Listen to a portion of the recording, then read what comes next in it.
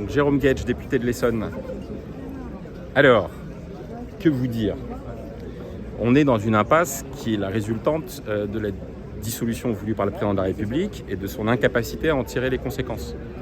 Mais aussi d'une interprétation fallacieuse qui a été faite par une partie de la gauche, et notamment par Jean-Luc Mélenchon à 20h03 le soir des résultats. Voilà.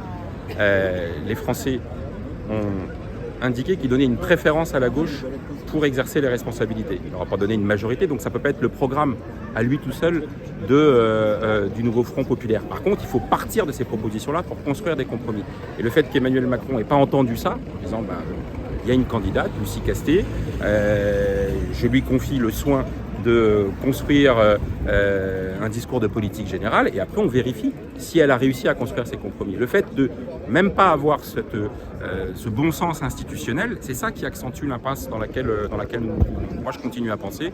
Le prochain gouvernement, il sera minoritaire, il ne pourra tenir que s'il répond aux aspirations majoritaires des Français et pour cela, il faut désigner un Premier ministre issu de la gauche et lui laisser le soin de construire les compromis et de laisser le Parlement travailler. Voilà, le président, il n'est pas Premier ministre, il n'est pas président de l'Assemblée nationale, il n'est pas président de groupe à l'Assemblée nationale.